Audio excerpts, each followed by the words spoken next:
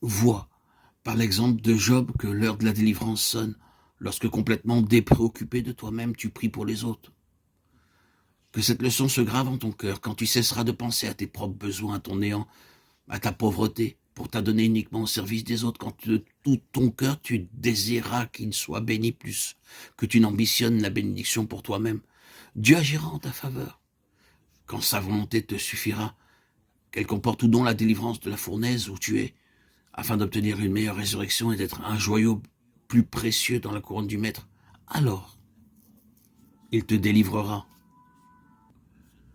L'Éternel donna à Job le double de ce qu'il avait possédé, la double portion, celle du fils aîné. Deutéronome 21, 17. Quand Élie allait être enlevé, Élisée lui demanda une double portion de son esprit. Tu demandes une chose difficile, lui répond Élie. La double portion de l'esprit est un droit pour ceux qui sont nés d'en haut. Pour la chair, c'est une chose difficile. Il est difficile qu'elle soit assez brisée pour que la réception de cette double portion soit possible.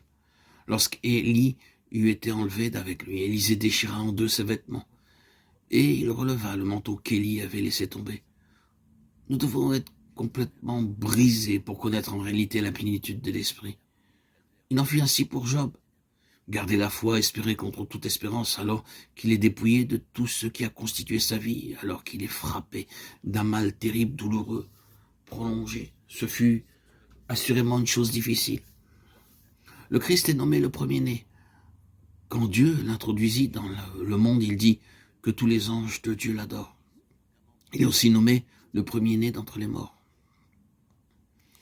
Le voile de son corps fut déchiré sur la croix du calvaire, et de son côté percé sortirent du sang et de l'eau, source ouverte pour le péché du monde.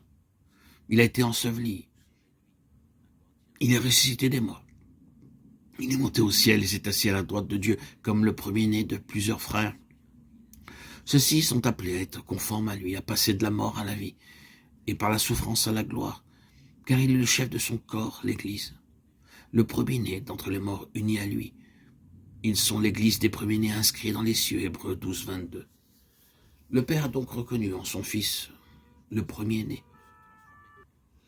Il l'a oint d'une huile de joie au-dessus de ceux qui, en lui et par lui, deviennent aussi participants de la race des premiers-nés, des fils de Dieu, lesquels auront part à la première résurrection.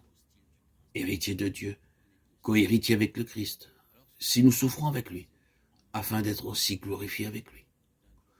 Tout ceci illumine l'action de Dieu avec Job. Il avait discerné l'influence de l'esprit dans son activité et son service. Mais par la terrible épreuve que Job traversa sans que sa foi fît naufrage, celle-ci s'approfondit et il fut rendu capable de recevoir la double mesure, 2 fois autant qu'il avait possédé auparavant.